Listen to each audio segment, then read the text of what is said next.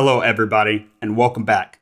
Today, we are going to cover key performance indicators, which are commonly known as KPIs for real estate wholesalers. What are KPIs? In the most simplest form, guys, KPIs are just a way for you to measure if you are on track to meet your goals. So you have specific metrics that you can look to, which are called indicators, to determine whether or not you're on track with a specific area in your company. You can track anything, and you really could go overboard with this. At one point, I was tracking 200 individual KPIs, and that was way too many because really there are only a handful that have some sort of statistical significance in our business, and I'll explain what those are later on in this video. There are certain ways that we can track a few KPIs to determine whether or not we are on track to meet this goal. But we want to use the KPI that makes the most sense. And when I say that, you want to have a KPI that actually has an effect on the outcome. And it needs to have a direct correlation. We want to compare apples to apples, not apples to oranges.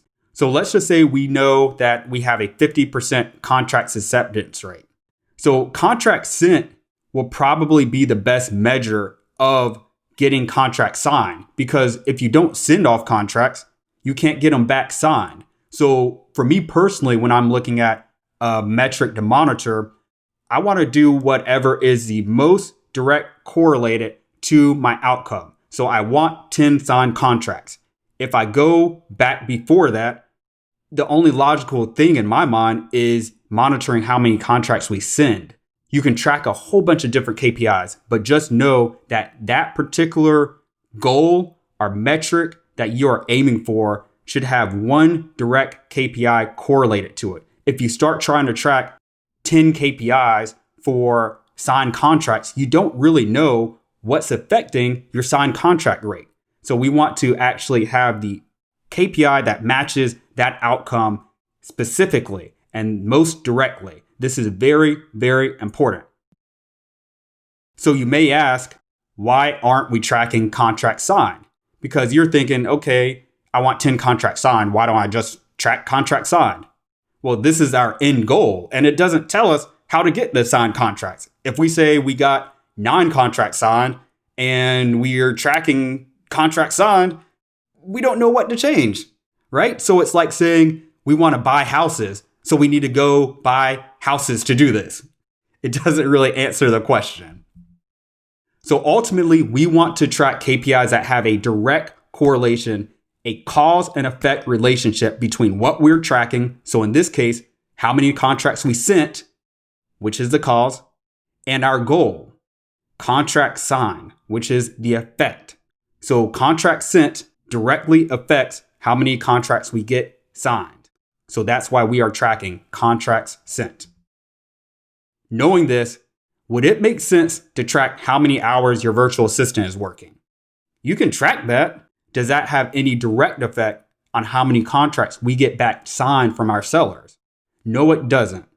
It does not. While it may affect it in some sense, I'm sure that if your VA doesn't type up the contract, if you have them doing that, or if your virtual assistant isn't helping you generate offers, I'm sure it might affect that. But can we say how many hours your virtual assistant is working directly affects how many contracts we get back signed from sellers? That's a very loose correlation there. So logically and using common sense, just think, if I want to track a KPI, why am I tracking it?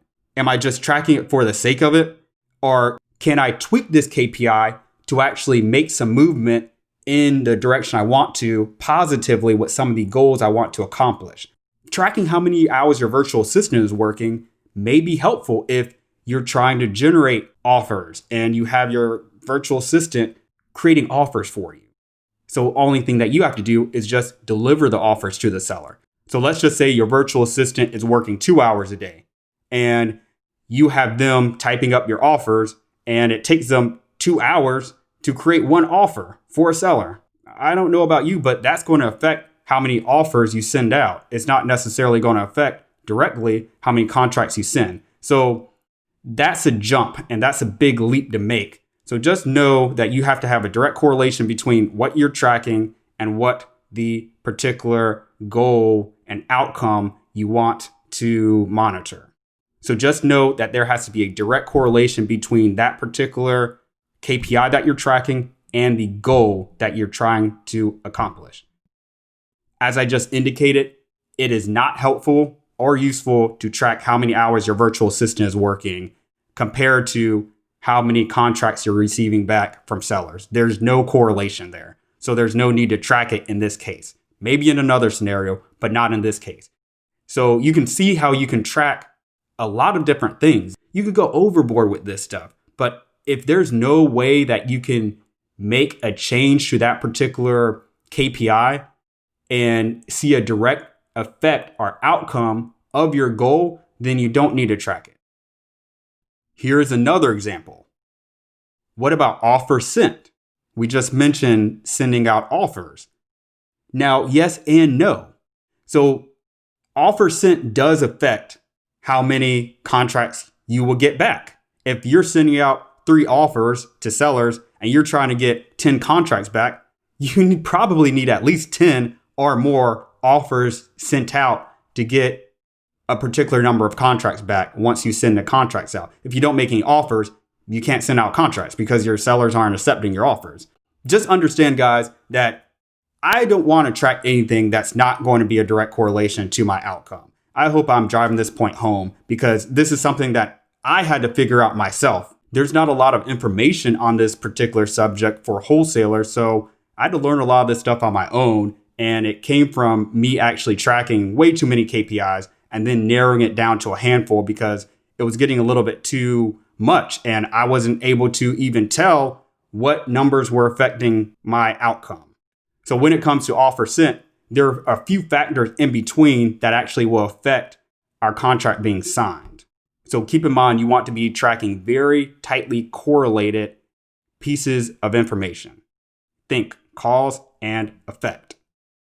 So think about this. There's multiple steps that may happen from you giving a seller an offer and them signing. So looking at this from a logical standpoint, the seller doesn't receive your offer and immediately sign a contract. Why? Because there's another step in between that you have to do in order to make that happen. You have to send them the contract.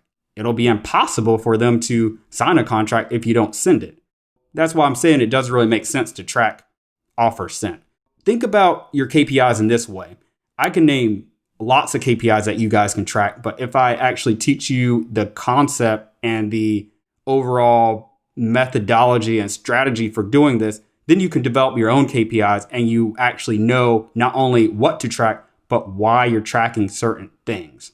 And as I indicated previously, we don't want to track a whole bunch of KPIs for a particular goal. We want to track one KPI for one goal because then we can easily tell if that KPI actually did affect the outcome of that goal that you're tracking based on it being a monthly goal, daily goal, quarterly, weekly, whatever type of goal you have in place. Because this allows us to easily identify issues in our business.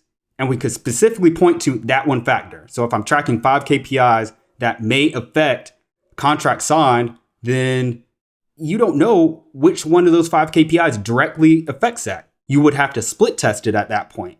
So as I just indicated, doing this really does help you identify issues in your business, and you can specifically pinpoint when a number fluctuates. You can determine whether or not that number is truly indicating the outcome of your goal.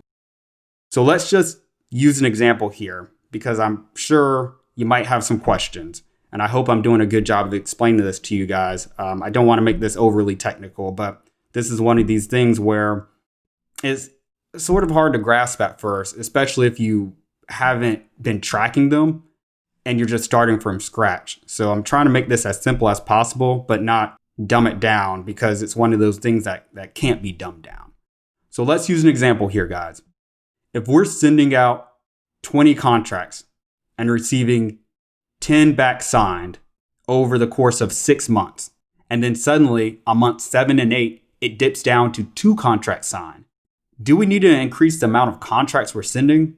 Or are there other factors at play that could be affecting how many contracts we're getting back signed? I think that's odd. If I'm sending off 20 contracts and receiving 10 back consistently for 6 months. And then all of a sudden, it just dips down to 2 contracts signed per month. What's the issue here? Let's actually work backward and find out if we could get to the root of the problem. So this is what I like to call figuring out the kink in the hose. If you guys spent any time outside as a kid like I did, or doing lawn work like my dad had me out there doing, then I encounter kinks all the time. And when you have a long 200-foot hose, it is very difficult going to try to find the kink. But you work your way from one end to the other, and eventually you will find the kink. So that's what we're going to do. We're going to work backward to find out where the fall off here happened. So months 1 through 6, our goal was to get 10 contracts signed. Working backward, our goal was 500 unique seller conversations or connections. So meaning that we dialed 1,000 people, that's our KPI, but we actually reached 500 and we met that goal, indicated here by this check mark beside that goal. Next, we actually wanted to indicate 40 verbal offers accepted, and we met that goal. But we needed 100 verbal offers submitted. So you see the cause and effect relationship here. 100 verbal offers caused us to get 40 verbal offers accepted. You're rarely, if ever, going to have the same amount of whatever KPI you're tracking and the goal. So it's not like you could send off 40 offers and then get 40 accepted. That's not going to happen. And this resulted in us sending 20 contracts out and ultimately getting 10 contracts signed. So let's look at months 7 and 8 and see what happened. So our goal was to get 10 contracts signed, the same as months 1 through 6. So like the first several months, we had 1,000 unique dials for months 7 and 8, and we had 500 unique seller conversations as well. So that looks good. Let's see what happened next. Oh, look, something happened. We had 20 verbal offers submitted, which was a 80% decrease from the 100 verbal offers that we submitted in months 1 through 6. So this is going to affect everything else after this. So see how this domino effect works. And that's why you have to look at your business as an owner at a 30,000 foot view. If you're too low to the ground, and in the Army, we called it too close to the fight. If you're too close to the fight, you're going to miss essentially the forest by focusing on a tree. I use a lot of aphorisms, but you're going to miss the forest by focusing on a tree. Basically, you're too zoned in. So you need to take a step back. And when we take a step back and we work backward, we actually realize here that we only had 20 verbal offers submitted. So if we have 20 verbal offers submitted, and it took us 100 verbal offers for the first several months to get 40 verbal offers accepted, we are not going to meet that goal at all. We are not. So what happened? We had 8 accepted because we had an 80% decrease in how many verbal offers we submitted. So what happened? Did our acquisitions manager take a month off? Did we just not talk to sellers? Did we not follow up with sellers? Something happened where we didn't submit these offers. Did our VA take some time off and we personally had to generate the offers ourselves? So in addition to running all the other components of our wholesaling operation, we were involved with actually having to take time to write up these offers. And so we fell behind. So there are a number of things that could factor into that, but we know this is a kink in the hose right here. We know this is where it started, and the downward spiral actually started, and we're going to see the domino effect here. So let's look at what happened next. We sent off 4 contracts. That was our KPI for months 7 and 8. And that was a 133% decrease in the number of contracts we sent compared to months 1 through 6. And then that resulted in 2 contracts signed instead of 10. So I hope you can see here by working backward, we actually can see in a very logical and straightforward fashion what happened that resulted into us not getting those contracts signed.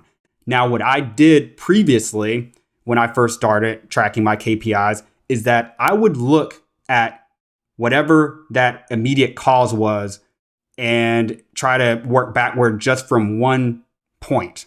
So what do I mean by that? My goal was 10 contracts signed.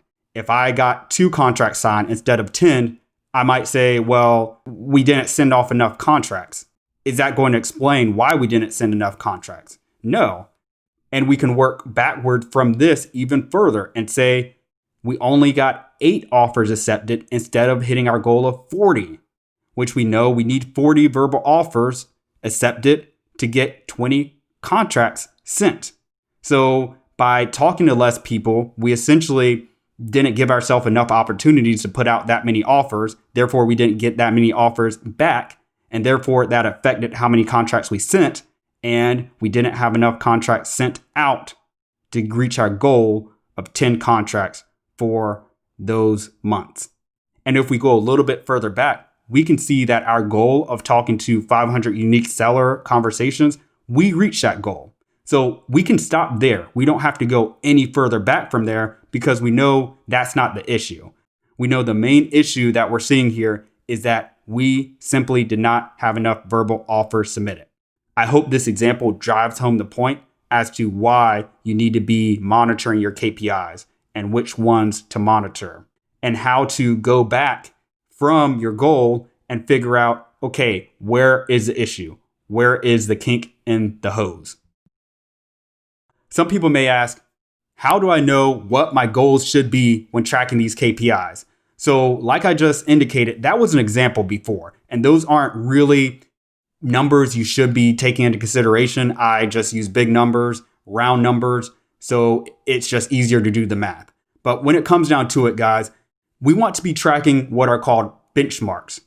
And benchmarks are basically reference points that we can look at and compare ourselves to other companies that are similar to ours in the same industry. So these are different from company-specific goals because these are standards based on how the majority of wholesalers are performing. It's not based on your performance in your company. They're just industry standards. So if you hear people say it takes an average of 10 or 15 PPC leads to get a contract, those are industry averages. There are exceptions to the rules, but those are benchmarks you can aim for. So you're not just aimlessly going out here and trying to figure out this stuff for yourself, because when you start off and you're a beginner, you don't know which direction you're going. So it's good to have a goal in mind that you can aim for. And if you need to raise that bar up further, so let's just say you're doing PPC and it actually takes you 30 leads to get a contract. Well, at least you know that you met that initial standard and you needed to do a little bit more to get that deal under contract by using PPC. So like I just stated, if you're just starting off, you can use these standards to aim for and then adjust once you get enough data, and you can set your own benchmarks. Like right now, I'm at the point where I have so much data. I've been doing this for so long. I know what my standards are for pretty much any metric that I'm tracking. But I'm going to show you some common benchmarks based on what I'm seeing, and I'm in multiple markets. And I feel comfortable sharing these benchmarks with you because I just know, unless you're in a really unique market, that these are going to be solid ones that you guys can track. So let's talk about direct mail response rates.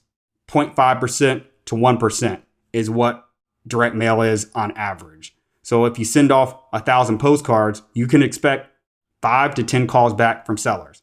Yes, you can do certain things like change your envelope. You can change the list that you're targeting to bump up that percentage, but on average, this is just what you should aim for.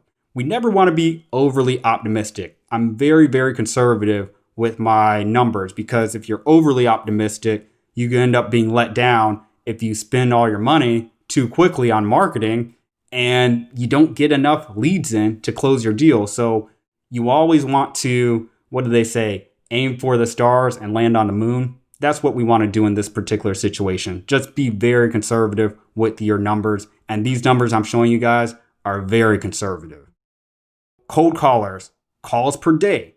On average, a cold caller could get about 300 dials in per day. Now, these aren't connections. These are just dials in their rapid dialer.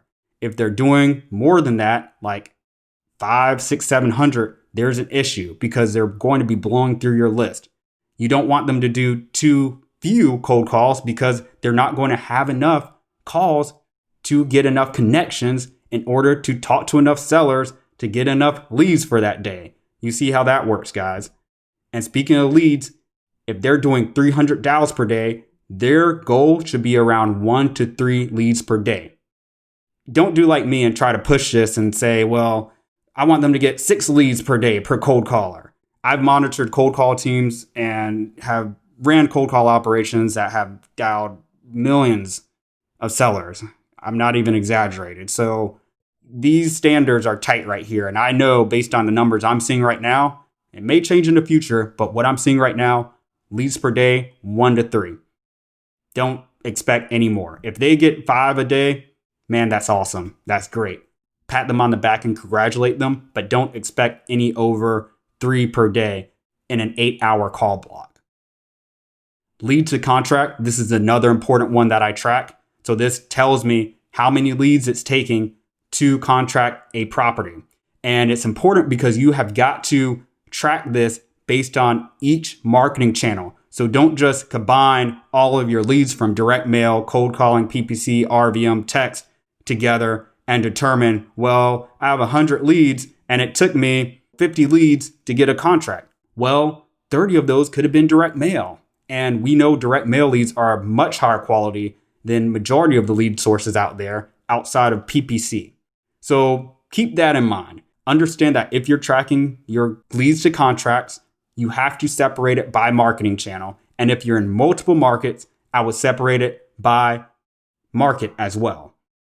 Remember, guys, get as specific as you can when monitoring your KPIs because you want to be able to see exactly where the kink in the hose is. So if you're tracking like 50 KPIs and comparing that to one goal, you're not going to know what actually is affecting that goal.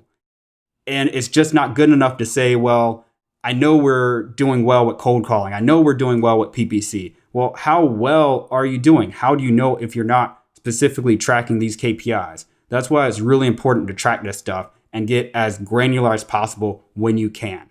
If you are an absolute beginner and you're launching your first cold calling campaign, or really any marketing channel campaign, whether it be texting, RVM, or direct mail, or any other marketing channel, just know that you're going to probably need way more leads than somebody like me in order to contract a property because you're starting off cold. I have thousands of leads in my CRM right now. So I'm getting deals not only from unique leads that are coming in every day from my marketing, but also I'm getting leads from follow-up. So initially, whenever I started cold calling or any sort of marketing channel, you're starting off cold and you're going to have to build up your pipeline, but it's going to average out over the course of several months. So initially, it may take you 300 leads to get your first contract. It may take you 400 or even 500, but just know that it's not going to be like that going forward. The more leads you get in means the more sellers you can follow up with, you can have more conversations. And we all know that whenever time passes by, sellers are only getting older, situations change, and you're going to have more opportunities to catch sellers when they're not in the best situation and they might need to sell their property. That's why we always want to focus on getting leads in. Seller leads, guys. The more leads you have in, the better opportunity you have to contract properties. So that wraps up this video, guys. I hope you enjoyed it. And one last thing, guys, if you want to learn how to generate hundreds of seller leads in any market that you go into, you can actually watch this free workshop I put together for you guys on my website, ccgarlandmarketing.com. And it shows you the exact process I'm using right now to generate hundreds of seller leads in many virtual markets across the country. So I show you guys how to generate your first 100 seller leads in a month. The only thing you have to do is click watch free workshop, enter in your name and your email, and you will get instant access to watch this information-packed 2-hour workshop. I hope you guys have a great day, and I will see you guys in the next video.